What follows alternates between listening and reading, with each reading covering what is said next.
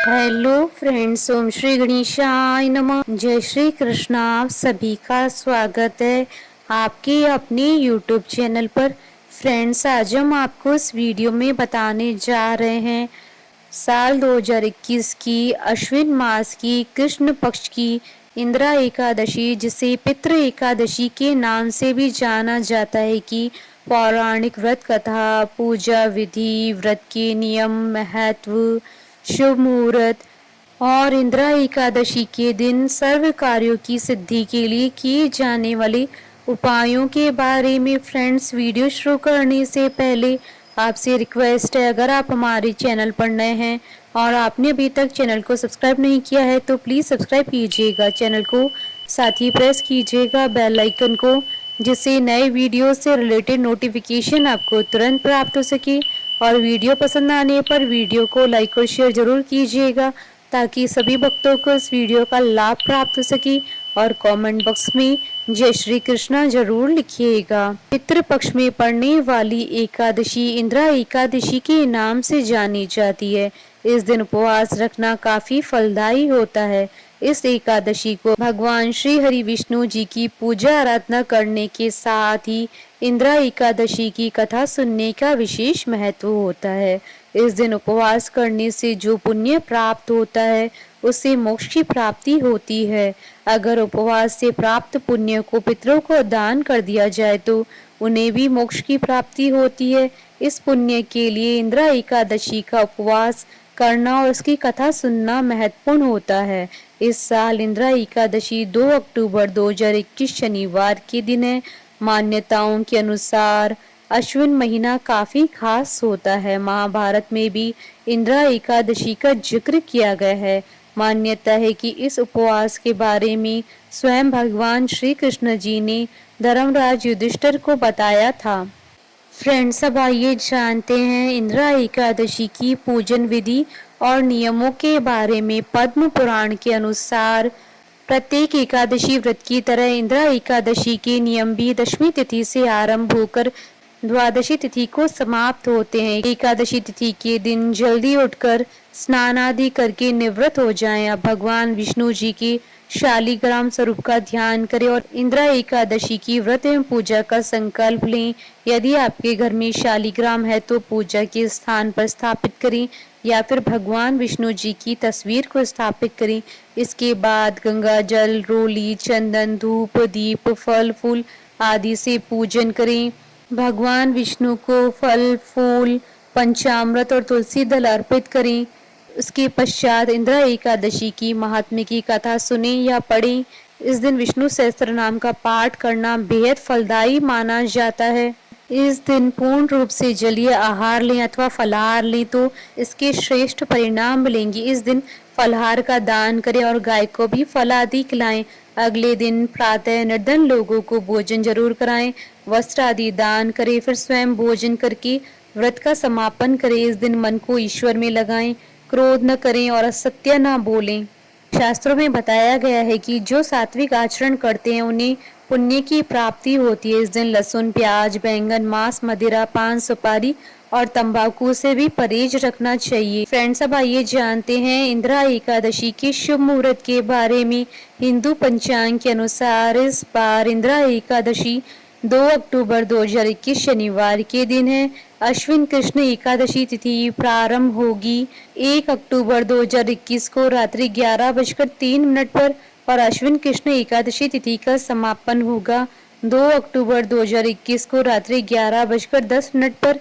व्रत पारण का समय रहेगा 3 अक्टूबर 2021 को सुबह 6:20 से सुबह 8:42 तक। हरिवासर समाप्ति का समय रहेगा 3 अक्टूबर 2021 को रात्रि 10:29 पर।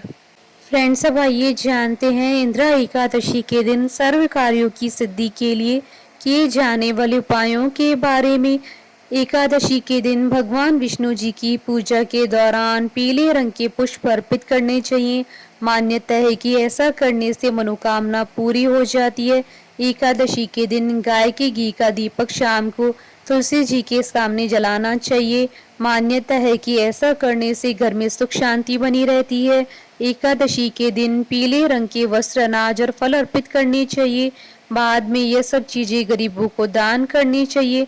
मान्यता है कि ऐसा करने से भगवान विष्णु जी की कृपा हमेशा आप पर बनी रहती है। मान्यता है कि पीपल के पेड़ में भगवान विष्णु जी का वास होता है। एकादशी के दिन पीपल के पेड़ पर जल अर्पित करने से आर्थिक स्थिति सुधरने के साथ साथ कर्ज से मुक्ति मिलती है। इंदिरा एकादशी पर भगवान विष्णु जी को खीर का भोग लगाना चाहिए। खीर में तुलसी के पत्ते भी डालकर भोग लगाएं। इससे घर में शांति बनी रहती है और परिजनों के बीच भाईचारा बना रहता है। फ्रेंड्स, अब आइए प्रारंभ करें इंदिरा एकादशी की कथा। धर्मराज युधिष्ठिर कहने लगे कि हे भगवान, अश्विन कृष्ण एकादशी का क्या नाम है, इसकी विधि तथा फल क्या है, सो आप कृपा कर कर कहिए। भगवान श्री कृष्ण कहने लगे कि इस एकादशी का नाम इंद्रा है। यह एकादशी पापों को नष्ट करने वाली तथा पितरों को अधोगति से मुक्ति देने वाली होती है। हे राजन, ध्यान पूर्वक इसकी कथा सुनो। इसके सुनने मात्र से ही वाजपेयी यज्ञ का फल मिलता है। प्राचीन काल में सतयुग के समय में महिष्मति नाम की एक नगरी में इंद्रसेन नाम का एक प्रतापी राजा धर्म पूर्वक अपनी प्रजा का पालन करते हुए शासन करता था। वह राजा पुत्र, पौत्र और धन आदि से संपन्न और विष्णु जी का परम भक्त था। एक दिन जब राजा सुख पूर्वक अपनी सभा में बैठा था तो आकाश मार्ग से महर्षि नारद उतरकर उनकी सभा में आए। राजा उन्हें देखते ही हाथ जोड़कर खड़े हो गए और विधि पूर्वक आसन व अर्घ्य दिया। सुख से बैठकर मुनि ने राजा से पूछा कि हे राजन, आपके सातों अंग कुशल पूर्वक तो हैं, तुम्हारी बुद्धि धर्म में और तुम्हारा मन विष्णु भक्ति में तो रहता है।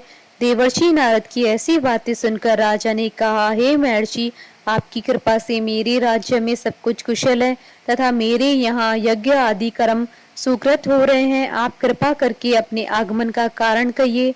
तब ऋषि कहने लगे कि हे राजन, आप आश्रय देने वाले मेरे वचनों को सुनो। मैं एक समय ब्रह्मलोक से यमलोक को गया। वहाँ श्रद्धा पूर्वक यमराज से पूजित होकर मैंने धर्मशील और सत्यवान धर्मराज की प्रशंसा की। उसी यमराज की सभा में महान ज्ञानी और धर्मात्मा तुम्हारे पिता को एकादशी का व्रत भंग होने के कारण देखा। उन्होंने संदेशा दिया है, सो मैं तुम्हें कहता हूँ। उन्होंने कहा कि पूर्व जन्म में कोई विघ्न हो जाने के कारण मैं यमराज के निकट रह रहा हूँ। सो हे पुत्र, यदि तुम अश्विन कृष्ण इंदिरा एकादशी का व्रत मेरे निमित्त करो तो मुझे स्वर्ग की प्राप्ति होगी। इतना सुनकर राजा कहने लगा कि हे महर्षि, आप इस व्रत की विधि मुझसे कहिए। नारद जी कहने लगे कि अश्विन मास की कृष्ण पक्ष की दशमी तिथि के दिन प्रातः काल श्रद्धा पूर्वक स्नान आदि से निवृत्त होकर पुनः दोपहर को नदी आदि में जाकर स्नान करें। फिर श्रद्धा भाव से पितरों का श्राद्ध करें और एक बार भोजन करे। प्रातः काल होने पर एकादशी के दिन दांतून आदि करके स्नान करे। फिर व्रत के नियमों को भक्ति पूर्वक ग्रहण करता हुआ प्रतिज्ञा करे कि मैं आज संपूर्ण भोगों का त्याग कर निराहार एकादशी का व्रत करूंगा। हे अच्युत, हे पुंडरीकाक्ष, मैं आपकी शरण में हूँ, आप मेरी रक्षा कीजिए। इस प्रकार नियम पूर्वक शालिग्राम की मूर्ति के आगे विधि पूर्वक श्राद्ध करके योग्य ब्राह्मणों को फलहार का भोजन कराएं और दक्षिणा दे। पितरों की श्राद्ध से जो कुछ बच जाए उसको सूंघ कर गो को दें तथा धूप दीप गंध पुष्प नेवद आदि सब सामग्री से ऋषिकेश भगवान का पूजन करें। रात में भगवान के निकट जागरण करें। इसके पश्चात द्वादशी के दिन प्रातः काल होने पर भगवान का पूजन करके ब्राह्मणों को भोजन कराएं। भाई बंधुओं, स्त्री और पुत्र सहित आप भी मौन होकर भोजन करिए। नारद जी कहने लगे कि हे राजन, इस विधि से यदि तुम आलस्य रहित होकर इस एकादशी का व्रत करोगे तो तुम्हारे पिता अवश्य ही स्वर्गलोक को जाएंगे। इतना कहकर नारद जी अंतर ध्यान हो गए। नारद जी के कथनानुसार राजा द्वारा अपने बांधुओं तथा दासों सहित व्रत करने से आकाश से पुष्प वर्षा हुई और उस राजा का पिता गरुड़ पर चढ़कर विष्णु लोक को गया। राजा इंद्रसेन भी एकादशी के व्रत के प्रभाव से निष्कंटक राज्य करते हुए अंत में अपने पुत्र को सिंहासन पर बैठाकर स्वर्गलोक को गया।